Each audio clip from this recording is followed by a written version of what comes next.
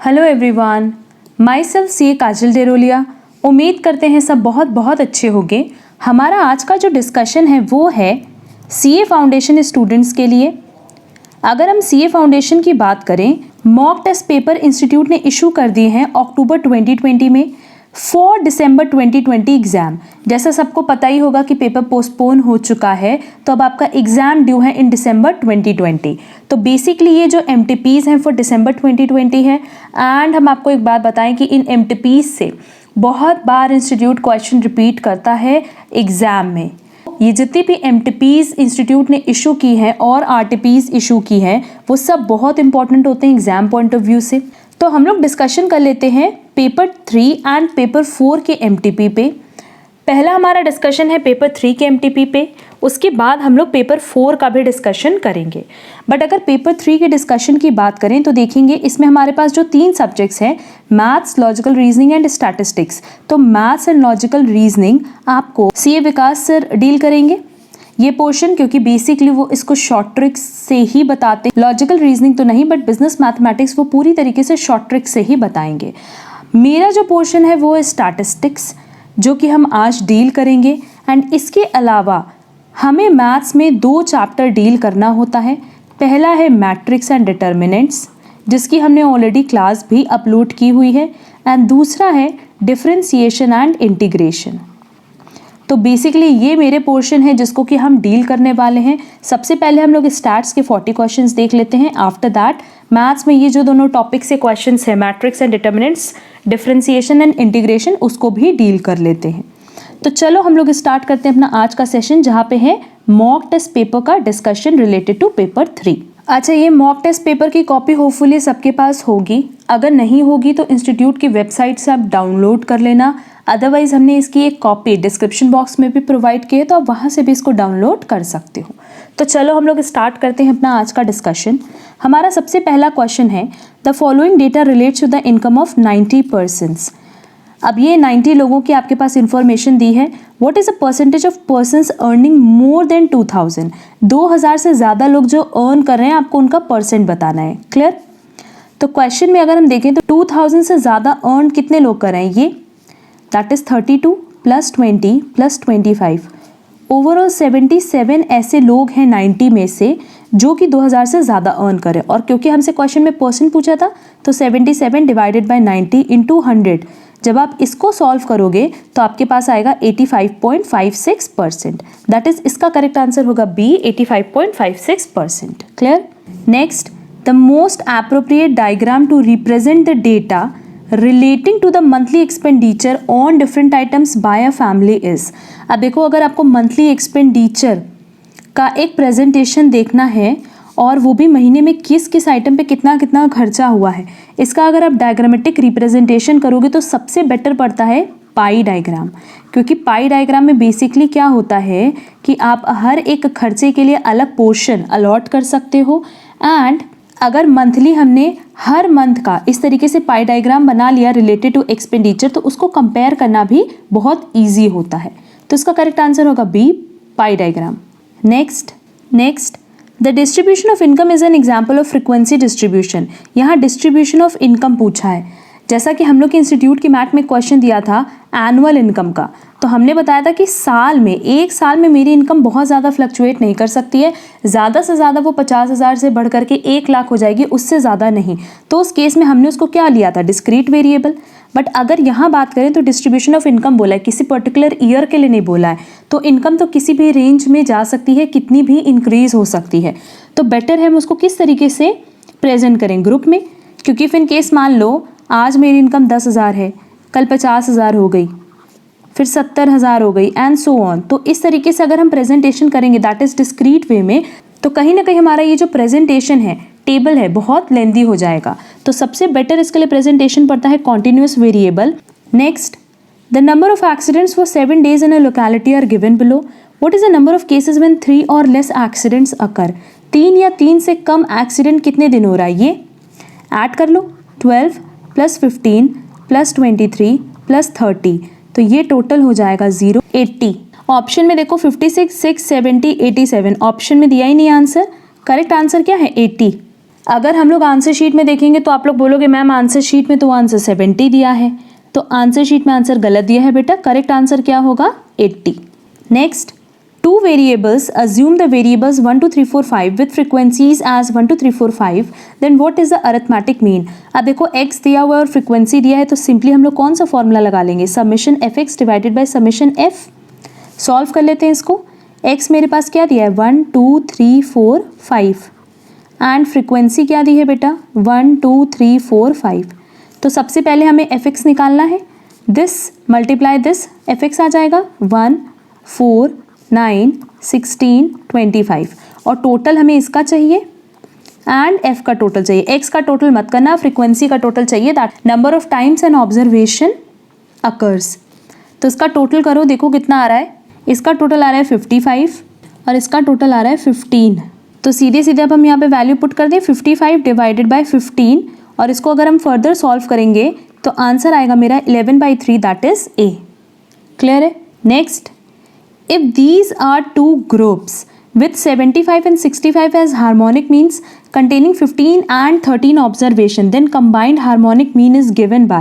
अब combined harmonic mean का सीधे सीधे हम क्या करेंगे, यहाँ पे फॉर्मूला अप्लाई करेंगे और फॉर्मूला होपफुली हम सबको लर्न होगा n1 plus n2 whole divided by n1 divided by harmonic mean of 1 plus n2 divided by harmonic mean of 2। सीधे सीधे वैल्यूज पुट करो। अब देखो n1 n2 क्या है, ये है number of observation of 1 and 2। Number of observation कितना है 15 एंड 13, तो ये हो जाएगा 15 plus 13 divided by number of observation 1 का कितना है 15 divided by harmonic mean of 1। सीधे सीधे 75 ले लें क्योंकि 15 और 75 साथ में है, 13 एंड 65 साथ में है, तो divided by 75 plus 13 divided by 65। अब इसको सॉल्व कर लो। अब देखो इसको सॉल्व करने में भी बहुत सारे स्टूडेंट्स को दिक्कत होती है। सिंपली क्या करो, न्यूमरेटर रहने दो, डिनोमिनेटर को पहले सॉल्व करो, न्यूमरेटर सिर्फ ऐड करके स्किप करो। 28 डिवाइडेड बाय डिनोमिनेटर में क्या करेंगे, ये हो गया हमारा, ये हो गया 1/5 और ये भी हो गया 1/5, तो मेरे पास क्या बचा 1/5 प्लस 1/5।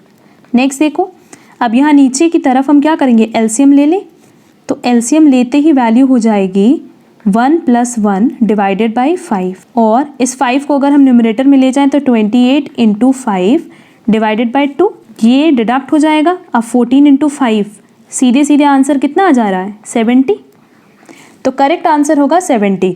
अब देखो ऑप्शन में हमारे पास 70.36, 72.25, 78, 76 दिया है, इसके नियर जो फिगर दी है वही हमारा करेक्ट आंसर होगा, दैट इज ए 70.36। वैसे तो एग्जैक्ट आंसर आ रहा है 70। एग्जाम में आप क्या करना कि इसके नियर जो भी फिगर होगा सीधे उसको टिक करके चले आना। क्लियर है। Next, quartile can be determined graphically using. Quartile मतलब जो किसी भी सीरीज को 4 पार्ट में डिस्ट्रीब्यूट करती है। अब तुम लोग बोलोगे मैम ये तो आप 3 पार्ट में डिस्ट्रीब्यूट किए, नहीं, Q1 Q2 Q3 Q4 देख लो। अगर आपको किसी भी सीरीज़ को 4 पार्ट में डिस्ट्रीब्यूट करना है तो बट ऑब्वियस आप 3 ही डॉट तो लगाओगे ना, तो ऐसा क्वार्टाइल ईजिली हम किससे डिटरमाइन कर सकते हैं, विद द हेल्प ऑफ ओगिव। ये जो ओगिव है इससे बहुत ही ईजिली हम डिटरमाइन कर सकते हैं क्वार्टाइल, दैट इज ए। क्योंकि अगर हिस्टोग्राम की बात करेंगे तो हिस्टोग्राम कुछ इस तरीके से बनता है, तो इससे क्वार्टाइल डिटरमाइन करना मुश्किल है। पाई चार्ट इस तरीके से बनता है with the help of 360 degree and frequency polygon इसके मिड पॉइंट को ही ज्वाइन करके बनता है, तो फ्रीक्वेंसी पॉलीगन की हेल्प से भी हम क्वार्टाइल फाइंड आउट नहीं कर सकते।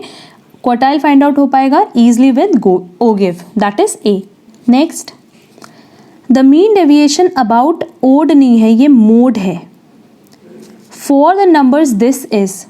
अब देखो अगर मीन डेविएशन निकालना है फ्रॉम मोड तो होपफुली हम सबको फॉर्मूला याद होगा, summation D divided by N. तो डी का कैलकुलेशन कैसे होगा, summation X minus mode divided by N.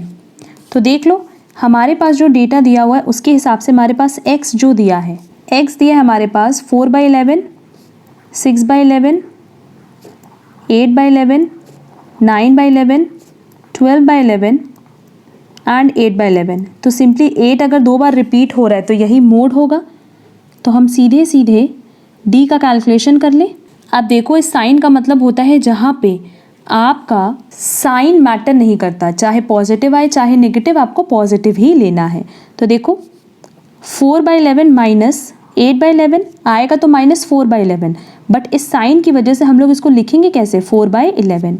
Next 2/11 0, 1/11 4/11 and 0। Clear है? क्योंकि सिंपली अगर ये साइन लगा है ना तो इसका मतलब ही होता है कि वैल्यू पॉजिटिव हो या नेगेटिव, आपको क्या कंसिडर करनी है, पॉजिटिव। देखो इसको टोटल कर लेंगे क्योंकि इसका समेशन हमें चाहिए। इसका समेशन कितना आ रहा है, 11/11 दैट इज 1। अब सीधे जो हमने मीन डेविएशन अबाउट मोड का फॉर्मूला रखा था उस पर हम वैल्यूज अगर पुट कर दें तो आंसर आ जाएगा 1 डिवाइडेड बाय n कितना है, 1 2 3 4 5 6। तो करेक्ट आंसर इसका क्या होगा, 1/6। अब देखो अगेन ये ऑप्शन में नहीं दिया हुआ है, ऑप्शन में डी दिया है, बल्कि आंसर 1 कभी भी नहीं आएगा, ये होगा 1/6 दैट इज डी। डी तब होगा जब ये 1/6 हो। Clear? Next the range of this is, अब अगर रेंज कैलकुलेट करना है तो सीधा सीधा फॉर्मूला है लार्जेस्ट माइनस स्मॉलेस्ट। लार्जेस्ट कौन सा है 50 और स्मॉलेस्ट कौन सा है 15, तो इसका करेक्ट आंसर कितना होगा 35 that is C. Next a shift of origin has no impact on. अब देखो ओरिजिन और स्केल क्या होता है, ये जो लाइन इक्वेशन है y is equal to a plus b x, तो ये है ओरिजिन और ये है स्केल। तो क्वेश्चन में हमसे पूछा है कि शिफ्ट ऑफ ओरिजिन मतलब इससे कहाँ फर्क नहीं पड़ेगा। देखो मीन डेविएशन, स्टैंडर्ड डेविएशन या क्वार्टाइल डेविएशन की अगर हम बात करें तो इन सबकी एक प्रॉपर्टी है, क्या याद होगा, y का mean deviation is equal to b x का मीन डेविएशन। इस तरीके से रखते हैं, ऐसे ही स्टैंडर्ड डेविएशन के लिए भी है और ऐसे ही क्वार्टाइल डेविएशन के लिए भी है। इसका मतलब ये जो तीनों मेजर्स ऑफ डिस्पर्जन है या इनफैक्ट चारों, रेंज को भी इंक्लूड कर लो, हर किसी का यही रूल है, यही प्रॉपर्टी है कि वो शिफ्ट ऑफ ओरिजिन से उस पर कोई भी इम्पैक्ट नहीं पड़ता बल्कि चेंज ऑफ स्केल से पड़ता है। तो इसका करेक्ट आंसर क्या होगा, D all of these. Next what is a coefficient of variation for the following numbers. देखो कोएफिशिएंट ऑफ वेरिएशन पूछेगा तो सिंपली याद रखना कि किसकी बात कर रहा है, स्टैंडर्ड डेविएशन की। तो इसका फॉर्मूला है standard deviation divided by mean into 100। तो हम इस डेटा से पहले स्टैंडर्ड डेविएशन निकाल लें फिर मीन निकाल लें तो सीधे हम इस फॉर्मूले पे वैल्यू पुट कर पाएंगे। देखो मीन निकालना तो इजी है, 53 plus 52 plus 61 plus 60 plus 64 divided by 5। इसको सॉल्व करके देखो आंसर कितना आ रहा है। इसका आंसर आ रहा है 58। क्लियर? अब with the help of mean हम क्या कैलकुलेट कर लें, स्टैंडर्ड डेविएशन कैलकुलेट कर लें। तो हमारा मीन आ गया कितना, 58। अब हमें निकालना है स्टैंडर्ड डेविएशन। तो स्टैंडर्ड डेविएशन का फॉर्मूला क्या है, समेशन x माइनस मीन का whole square divided by n। Mean हमने निकाला ही है। अब देखो x दिया है मेरे पास 53, 52, 61, 60, 64। x माइनस मीन कर देंगे, दैट इज सबको हम 58 से माइनस करेंगे, -5, -6, 3, 2, 6 और इसका स्क्वायर निकालना है, निकाल लो इसका स्क्वायर। 25, 36, 9, 4, 36। अब देखो इसका समेशन चाहिए ना, इसका टोटल कर लो। देखो टोटल कितना आ रहा है, इसका टोटल आ रहा है 110 डिवाइडेड बाय n कितना है 5, तो ये हो जाएगा √22। और अगर हम इसको फर्दर सॉल्व करेंगे √22 को तो देखो कितना आ रहा है, ये वैल्यू मेरी आ जाएगी 4.6904। क्लियर है? अब देखो स्टैंडर्ड डेविएशन आ गया, मीन आ गया, सीधे हम इस फॉर्मूले पे वैल्यू पुट करके आंसर निकाल लेंगे। तो स्टैंडर्ड डेविएशन हमारा आया था 4.6904। बस अब यहाँ पे वैल्यू पुट करो, 4.6904 डिवाइडेड बाय 58 इंटू 100। देखो कितना आ रहा है सॉल्व करने पे, इसका करेक्ट आंसर आ रहा है 8.0868। तो इसको हम कंसिडर कर सकते हैं 8.09 दैट इज बी। क्लियर है? Next the quartiles of variables are 45, 52, 65 respectively, its quartile deviation is. अब देखो क्वार्टाइल डेविएशन का फॉर्मूला क्या है, Q3 minus Q1 divided by 2। अब इस टाइप के क्वेश्चन में तो तुम लोग को Q1 और Q3 अलग से कैलकुलेट करने की भी जरूरत नहीं क्योंकि 3 ही डेटा दिया हुआ है। तो बट ऑब्वियस ये Q1 होगा, ये Q2 होगा और ये Q3 होगा। तो सिंपली क्या करेंगे, 65 माइनस 45 डिवाइडेड बाय 2 और 20/2 और answer will be 10 that is b. Clear है? देखेंगे next, the mean and standard deviation are 3 and 1 respectively, the value of a b would be. अब हमारे पास 3 नंबर दिया है, ए बी 2, इन तीनों नंबर का हमारे पास मीन का कैलकुलेशन दिया है। हमारे पास मीन का कैलकुलेशन दिया है 3 और स्टैंडर्ड डेविएशन दिया है 1। हमें क्या निकालना है, ए बी। तो चलो इसका कैलकुलेशन करते। देखो हमारे पास क्वेश्चन में जो इन्फॉर्मेशन थी वो कह रहा था कि 3 नंबर थी, ए बी एंड 2, इसका मीन कितना दिया था 3 और इसका स्टैंडर्ड डेविएशन दिया है 1। तो सिंपली हमें इससे क्या कैलकुलेट करना है, ए बी। अगर हम मीन की बात करें तो मीन का फॉर्मूला क्या है, summation of x divided by n, यही होगा ना। और 3 अगर इधर लाओ तो 9 is equal to a plus b plus 2, और 2 इधर ले आओ तो 7 is equal to a plus b. एक तो हमारा ये इक्वेशन बन गया। अब दूसरा देखो, स्टैंडर्ड डेविएशन अगर 1 दिया है तो स्टैंडर्ड डेविएशन का हम फॉर्मूला अप्लाई करें, summation x square divided by n minus summation x upon n का होल स्क्वायर, क्योंकि हमारे पास मीन दिया हुआ है और हमारे पास 3 डिजिट्स भी दी हुई हैं। तो हम क्या करेंगे, सीधे सीधे इनका स्क्वायर निकाल लें। a b और 2 है ना, तो a square b square 4। Clear.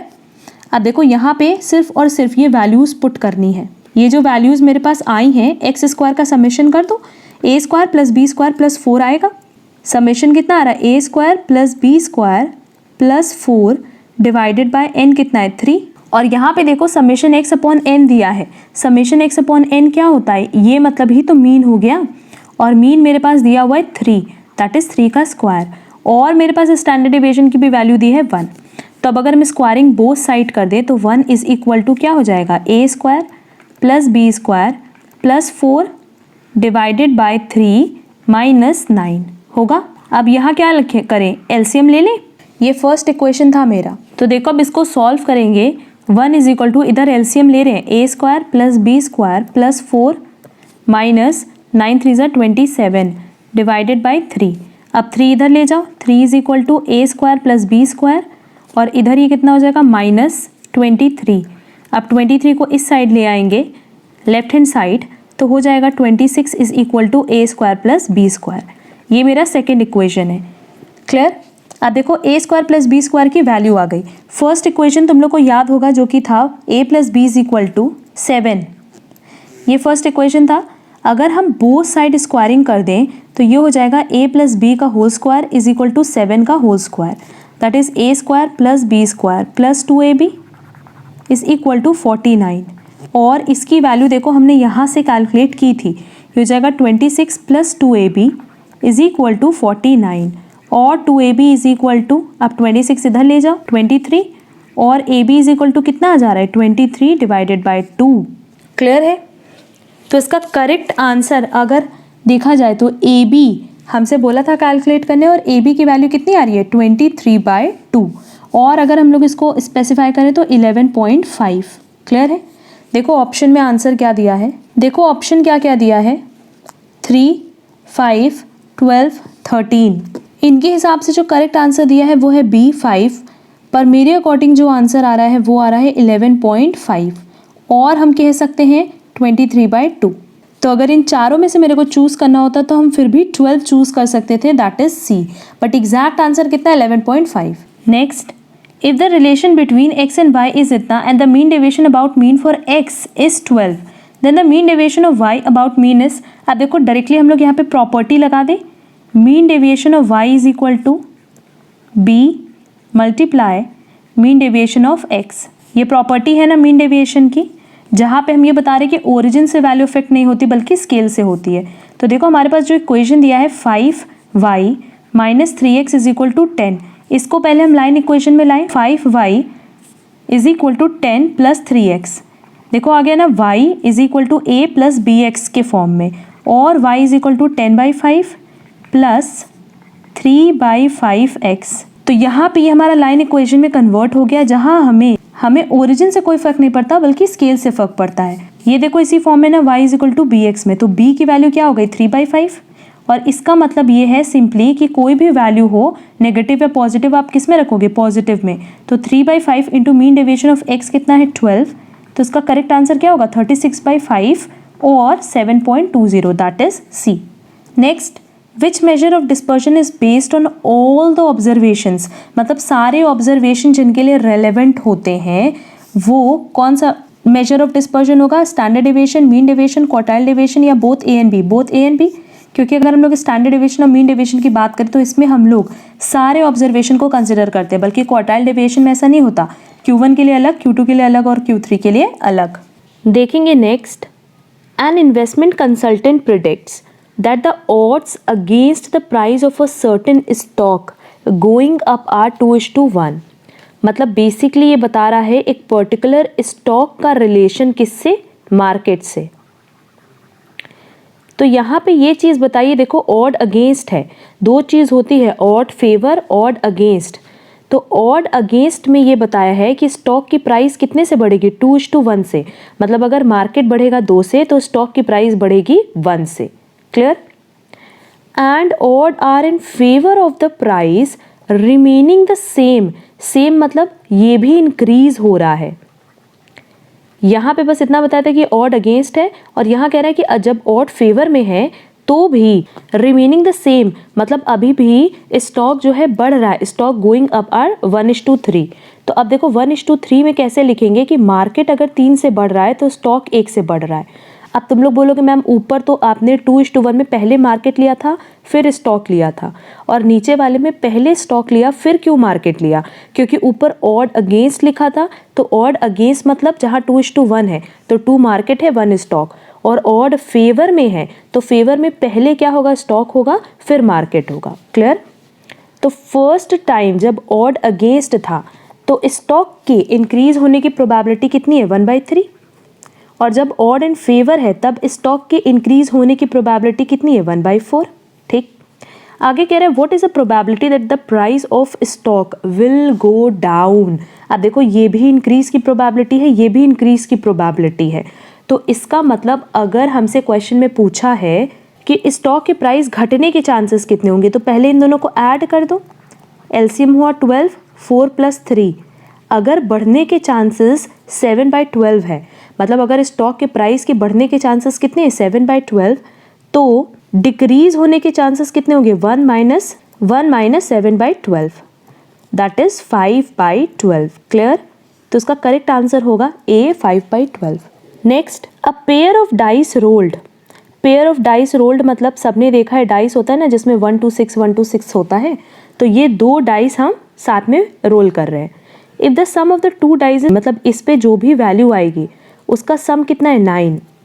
Find the probability that the one of the dice showed 3, मतलब चाहे इसमें 3 हो चाहे इसमें 3 हो। ये तो क्लियर है, बट इसके लिए पहले हम तुम लोग को एक कॉन्सेप्ट बता रहे हैं जो तुम लोग को याद रखना है। कॉन्सेप्ट क्या? शॉर्ट ट्रिक है जो बेसिकली तुम लोग को याद रखनी है। क्लियर? देखो जब हम लोग 2 डाइस फेंकते हैं या रोल करते हैं तो 2 आने की प्रोबेबिलिटी कितनी होती है? देखो इस पे 1 आ सकता है, इस पे 1 आ सकता है, या इस पे 1 है, इस पे 1 है, तो सेम ही है ना, तो प्रोबेबिलिटी कितनी होगी? 1। वैसे ही अगर हम बोले कि 2 डाइस हमने फेंका तो 3 आने की प्रोबेबिलिटी कितनी है? इस पे 1, इस पे 2, इस पे 2, इस पे 1, दैट इज 2 बार ऐसी प्रोबेबिलिटी बन रही है कि इसका सम टोटल कितना है? 3। 4 आने की प्रोबेबिलिटी कितनी है? देखो पहला तो है इस पे 2 आ सकता है, इस पे 2 आ सकता है, या इस पे 2, इस पे 2, तो इसको तो एक ही काउंट करेंगे। दूसरा इस पे 3 हो, इस पे 1 हो। तीसरा इस पे 1 हो, इस पे 3 हो, तो ये कितने की प्रोबेबिलिटी हो गई? 3 बार की। ऐसे अब हम लोग देखेंगे 5 आने की प्रोबेबिलिटी कितनी है। अभी हम ये लर्न करा देंगे, ये जो हम लिख रहे हैं ना हम इसको लर्न करा देंगे, पहले सिर्फ समझ लो। 5 आने की प्रोबेबिलिटी कितनी है? 2 3 3 2 4 1 1 4, और तो कोई भी अगर तुम लोग देखो तो सम 5 नहीं आएगा, तो 4 बार। वैसे 6 आने की प्रोबेबिलिटी कितनी है? देखो 6 आने की प्रोबेबिलिटी की अगर बात करें, यहाँ 3 आ सकता है, यहाँ 3 आ सकता है, तो ये इसको हम लोग कितना काउंट करेंगे? 1, फिर 5 1 1 5 4 2 2 4, और किसी भी फॉर्म में 6 नहीं आ सकता, तो टोटल कितनी बार आने के चांसेस हैं? 5। वैसे अगर 7 देखोगे तो 7 भी देख लो, 7 आने की प्रोबेबिलिटी में 6 1 1 6, 5 2 2 5, 3 4 4 3, तो ऐसे टोटल 6 बार प्रोबेबिलिटी हो गई। अब 8 आने की प्रोबेबिलिटी देखो, 4 4, इसको तो बट ऑब्वियस हम लोग एक ही काउंट करेंगे, 5 3 3 5 6 2 2 6, दैट इज़ 5 बार इसके आने की प्रोबेबिलिटी है। अब 9 के लिए अगर हम लोग कैलकुलेशन देखें तो 3 6 6 3, और कौन सा सम आ सकता है बेटा 4 5 5 4, दैट इज़ 4 टाइम आने की प्रोबेबिलिटी है। वैसे अगर हम लोग देखेंगे ना 10, अब 10 आने की प्रोबेबिलिटी रहेगी 3, फिर 11 आने की प्रोबेबिलिटी रहेगी 2 और 12 आने की प्रोबेबिलिटी रहेगी 1। ये तीनों भी हम लोग चेक कर लेते हैं। 10 कैसे कैसे आ सकता है 5 5, तो इसको तो एक ही काउंट करोगे, फिर यहाँ 6 4 4 6। अगर 11 की बात करें तो 5 6 6 5, और अगर 12 की बात करें तो 6 6। इसके अलावा क्या कोई प्रोबेबिलिटी इनकी हो सकती है? नहीं। तो ये आपको हमेशा याद रखना है कि अगर हम लोग 2 dice at a time dice करें तो उस केस में ये आने की प्रोबेबिलिटी क्या है, क्योंकि जनरली जो क्वेश्चन पूछता है वो रिलेटेड टू 2 डाइज होता है। ठीक, तो यहाँ पे देखो लर्न कैसे करना है, बेसिकली शॉर्ट ट्रिक कि 2 3 4 5 6 7, 2 आने की प्रोबेबिलिटी 1 है, फिर 2 फिर 3 फिर 4 फिर 5 फिर 6, फिर क्या होता है जस्ट इसका रिवर्स हो जाएगा कि यहाँ से हम लोग फिर बैक पे चलेंगे कि 8 की प्रोबेबिलिटी 5, फिर 9 की प्रोबेबिलिटी 4 एंड सो ऑन। तो बेसिकली तुम लोग क्या करना, 2 से लेकर 12 तक पहले वैल्यू लिख लेना और फिर 1 2 3 4 5 6 5 4 3 2 1 उल्टा करके लिख लेना। ये कहाँ काम आएगा अभी हम आगे बताएंगे। फिर से क्वेश्चन पढ़ रहे हैं, देखो कह रहा है कि a pair of dice rolled, if the sum of the 2 dice is 9, find the probability that one of the dice showed is 3। अब 9 आने की प्रोबेबिलिटी 2 डाइस में कितनी है? 4 है, जैसा अभी हमने ऊपर बताया भी था, जाके देख सकते हो। 6 3 3 6 4 5 5 4। इसके अलावा और कोई ऑप्शन नहीं है जहां तुम्हारा सम 9 आएगा। क्लियर? तो 9 कितनी बार आ सकता है? 4 बार। और कह रहा है the probability that one of the dice showed is 3, 3 कितनी बार शो होगा? 2 बार, तो दैट इज 2/4। तो करेक्ट आंसर क्या हो जाएगा? 1/2, दैट इज सी। क्लियर है? Next, the overall percentage of failures in a certain examination are 30, what is the probability that out of a group of 16, ये of है, F6 नहीं है, of 6 candidates at least 4 passed the examination, कि कम से कम कितने पास करें एग्जामिनेशन? 4। तो देखो ये वाला क्वेश्चन हम बता रहे हैं कि कैसे सॉल्व होगा। क्वेश्चन नंबर 78 की बात करें तो बेसिकली बायनॉमियल डिस्ट्रीब्यूशन का ही क्वेश्चन है, जहां देखो फेलियर के बारे में बताया था। तो फेलियर किसको डिनोट करता है? क्यू को। ये 30% है, दैट इज 0.30। और अगर हमें फेलियर पता है तो हम सक्सेस कैलकुलेट कर लेंगे, that is P 1 minus Q. तो ये कितना हो जाएगा? 1 माइनस 0.30, दैट इज 0.70। इसके अलावा क्वेश्चन में हमारे पास नंबर बोला है कि कितने कैंडिडेट्स हैं? 6। एंड एक्स की अगर बात करो तो ये बोला है कि एटलीस्ट कितना होना चाहिए? 4। इसका मतलब हमें Fx कितना लेना होगा? 4 फिर 5 प्लस 6, क्योंकि एटलीस्ट मतलब क्या होता है? कम से कम। तो इसको हम कहाँ तक लेकर के जाएंगे? 6 तक। अब देखो हमें सिर्फ फॉर्मूले पे एप्लीकेशन करना है, जो कि है NCR P to the power R Q to the power N minus R। ये बेसिकली फॉर्मूला है बायनॉमियल डिस्ट्रीब्यूशन का। तो अब देखो हम लोग इस पे वैल्यू कैसे पुट करेंगे? 6C R कितना लेंगे पहले? 4, क्योंकि यहाँ पे हम तुम लोग को लिख के भी बता दे रहे हैं कि सीधे करना क्या है? F4 plus F5 plus F6, इसका कैलकुलेशन करना है, सो दैट हमें ये पता चल पाए कि क्वेश्चन में देखो, क्वेश्चन में हमसे पूछा था what is a probability that out of a group of 6 candidates at least 4 passed the examination.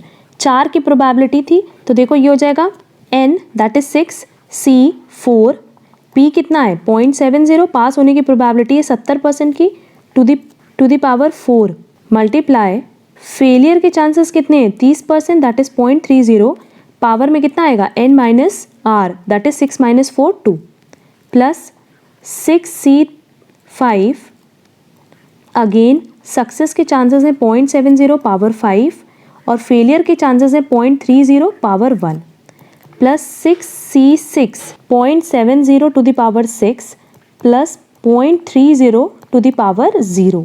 Clear? अब बस इसको सॉल्व करना है। तो बेसिक तो देखो हम इसको यहाँ सॉल्व करके लिख दे रहे हैं, और अगर मान लो आगे सॉल्व करने में कहीं प्रॉब्लम होगी तो कमेंट बॉक्स में पूछ लेना, हम पूरा सॉल्व करवा देंगे। 6 फैक्टोरियल 6 माइनस 4 2 फैक्टोरियल 4 फैक्टोरियल, और ये वैल्यू तो सेम ही रहेगी 0.70 to the power 4 0.30 to the power 2 plus 6 factorial 6 minus 5 1 factorial and 5 factorial 0.70 to the power 5 0.30 to the power 1। Plus 6 factorial, 6 minus 6 0 factorial and 6 factorial. ये same रहेगा 0.70 to the power 6, 0.30 to the power 0। अब इसको solve करेंगे तो 1 आएगा, ये cut जाएगा, यहाँ पे वैल्यू 6 बचेगी, यहाँ वैल्यू बच रही थी 6 इंटू 5, तो ये कटने के बाद बचेगा 15। हम ओवरऑल एक आइडिया दे रहे हैं। और 0.70 टू द पावर 4 को कॉमन ले लेना, उसके बाद सॉल्व करके ट्राई करना आंसर। बहुत ही ईजिली इसका आंसर आप लोग फाइंड आउट कर लोगे। इसको सॉल्व करने पे जो आंसर आएगा ना, वो आएगा A 0.747331। बट बार बार कह रहे हैं अगर ये क्वेश्चन सॉल्व नहीं कर पाओगे तो पूछ लेना कमेंट बॉक्स में, हम इसको सॉल्व करके बता देंगे। चलेंगे नेक्स्ट क्वेश्चन पे। What is the probability of getting neither total of 7 nor 11 when the pair of dice is tossed? अब देखो यहाँ पे पेयर ऑफ डाइस जब टॉस होगा तो 7 आने की प्रोबेबिलिटी कितनी और 11 आने की प्रोबेबिलिटी कितनी, ये ऑलरेडी हम ऊपर जो शॉर्ट ट्रिक बताए हैं वहाँ हमने इसको क्लियर किया है कि अगर उसके हिसाब से चलोगे तो 7 आने की प्रोबेबिलिटी कितनी है, 6/36। 36 कहाँ से आया, दो पेयर अगर डाइस करे तो 6 इंटू 6, 36 चांसेस होते हैं, 36 की प्रोबेबिलिटी होती है, उसमें 7 आने के चांसेस कितने, 6, और 11 आने के चांसेस कितने थे, 2/36। तो ओवरऑल 7 या 11 टोटल आने के चांसेस कितने हैं, 8/36। और क्वेश्चन में पूछा है नाइदर, कि दोनों में से ही कुछ ना आए, तो सिंपली क्या करेंगे, 1 माइनस 8/36।